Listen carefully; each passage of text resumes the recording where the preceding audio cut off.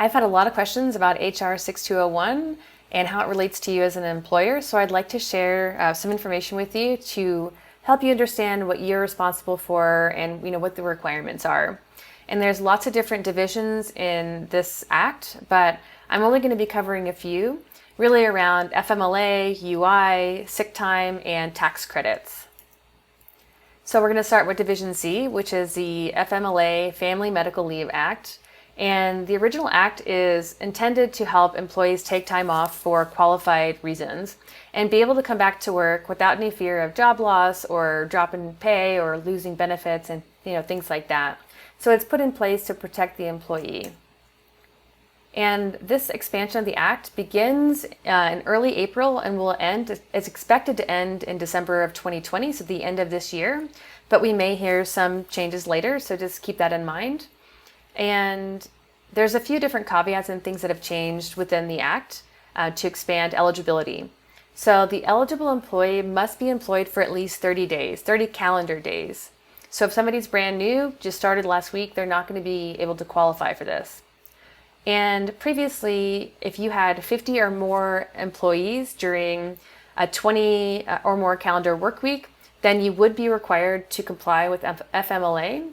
But now it's kind of expanded this whole act to allow anybody with employees under a 500 employee headcount. So it really brings a lot more people into this act. And they've added this language for qualifying need.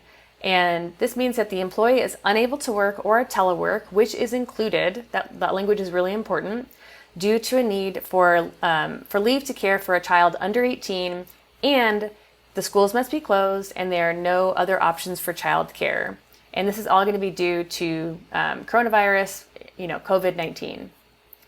And this act entitles employees the ability to have job protected time off for up to 12 weeks, of which 10 of those days may be unpaid. And the employee can use their paid time off, their sick time, in order to pay for the first 10 days. So it doesn't have to be unpaid. It's just allowed to be unpaid.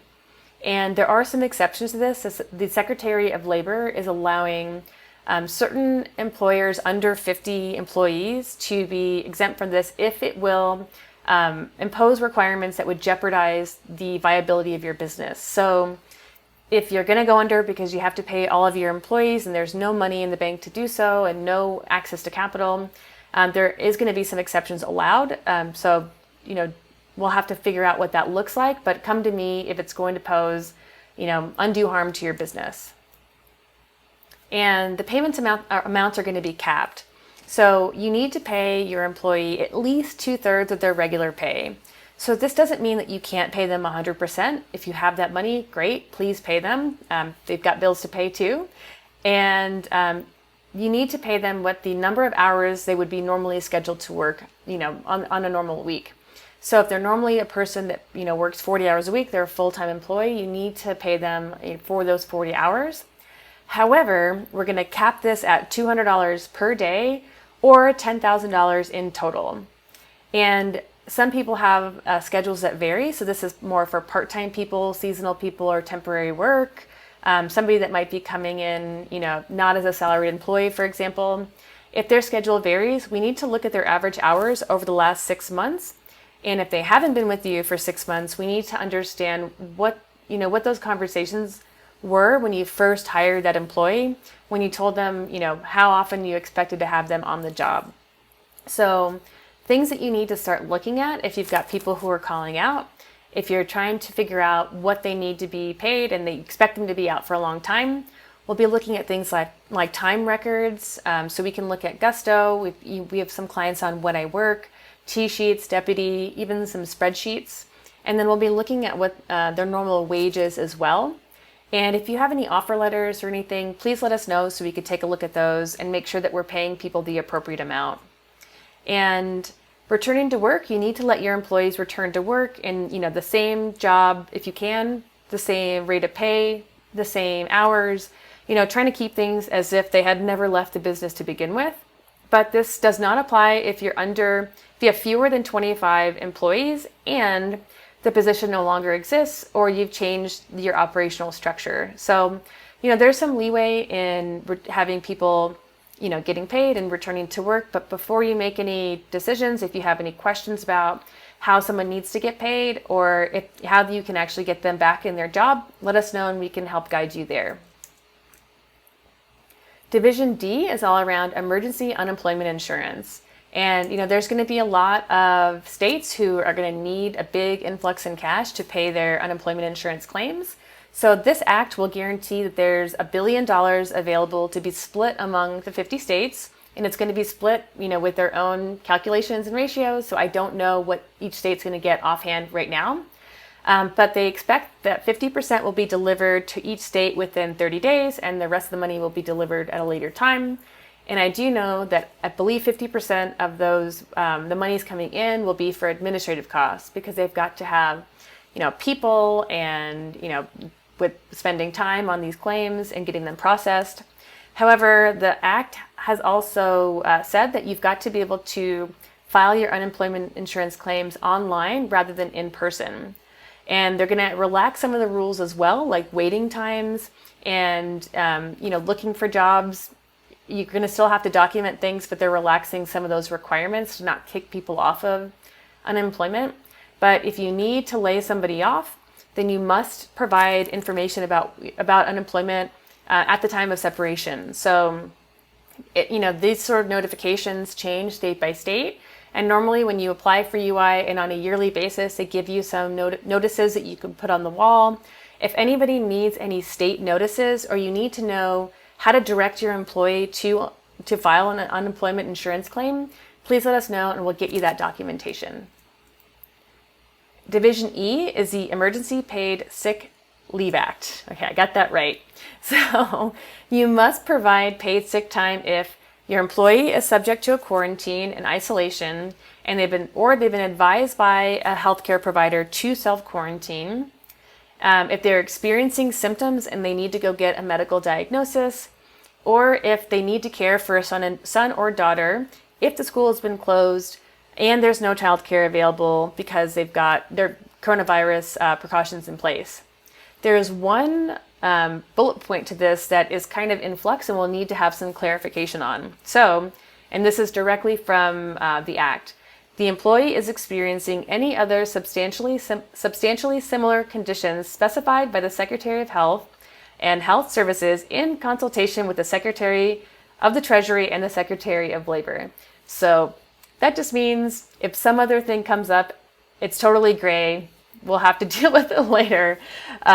There's going to be some additional, language here, but I think they're making it really gray on purpose in order to expand the Sick Time Act to apply to lots of people. And payment amounts are going to be a little bit different than FMLA. So previously I said FMLA is for employees who have been with you for at least 30 days, but the Sick Time Act is everybody. If they just started with you, you're required to pay their sick time. And the amount that you pay depends on whether or not they're a full-time or a part-time employee. And full-time, you must pay at least 80 hours. Part-time is a number of hours equal to the number of hours that they would be working on average over a 2-week period. So again, if we're going to try to figure out what somebody needs to get paid and they're part-time, please let me know. We can look at your time records and we can help you calculate what you can pay them, for their expanded sick time per the Act. So just let us know if you need help there. And this is also really important. You may not require that they look for other jobs or for a replacement for their current role in order to pay their sick time. So it's really, they're sick, that's that, go home, we pay you either full-time or your average of your last 2 weeks of pay if you're part-time. So do not make any sort of requirements in order to take that time off. And you can't discipline or discharge or discriminate against any of your employees if they need to take that time off. And if you do either one of those, there's going to be some serious enforcements. You will be in violation of the Fair Labor Standards Act if you don't pay the sick time. You'll be considered not to being paid that minimum wage that's required in that act. And if you terminate them, then you'll be in violation of the Fair Labor Standards Act as well. And both of those will involve fines, so up to $10,000, imprisonment of up to 6 months or both, And you don't really have to worry about getting put on lockdown unless you're a repeat offender. If this is a simple mistake, then you won't be thrown in the clink. You'll just have to pay the $10,000, which is also no joke. And plus, you pay the unpaid wages and the attorney's fees, and your business property can be liquidated if this happens. So don't mess around with this. If you have questions about whether or not to pay somebody, please ask before you decline somebody's sick time. We want to make sure that we're keeping you out of any trouble with, every governmental agency on the planet. And Division G is all around tax credits for paid sick and, I have "and" in there twice. Sorry about that. Family and medical leave. So these are going to be tax credits that are going to be refunded. And there's really two ways that you can get this tax credit. One is if you have paid for wages where they needed to take time off for themselves, and the other is for the qualified family leave. So sick time for me, family leave for family time, leave for my family. And you will get 100% of the qualified sick leave wages. And this is all going to be against the Social Security taxes. So it's not against every tax that you're paying. It's only against Social Security. And they're going to calculate this based on a 511-day max. So per day, you can max out at 511. Then you multiply that by the employer portion of the Social Security tax, and that's it. And then for the qualified family leave, you're going to have a $200 a day cap. And again, that's going to go as a credit against your Social Security taxes. And there's also some limits for each quarter. So you'll have a max 10 days per employee per quarter with that credit. And let us know if you have any questions about how that's applied. You do not get a check in the mail. This is going to be against your tax. And your responsibility here, make sure that you're keeping diligent records, and we can help you with this. So please make note of when employees are out because they're sick, because they're getting tested, because they have medical care, if they're taking care of families or school closures. Be sure that you're really diligent about documenting this because you want to make sure that you can take full advantage of the credit, and also that you know exactly what you've paid in the FMLA leave and the sick time leave, and there's adequate records, so there's no labor dispute down the line. So if you have any questions, I know this is not the sexiest information, but really important right now, please reach out to me. You can always email me, Christina@accountingpros.com. You can always hit me up on Twitter, Facebook, LinkedIn. You can call me. You can book time with me. You can put some, questions down in our Facebook group as well. But I'm going to be as available as I possibly can. I'm opening up every available opportunity on my calendar. If we need to have after hours calls in order to talk through this, please let me know. I want to make sure that I'm a resource for you guys so that you can navigate this well. So thank you. Have a good night.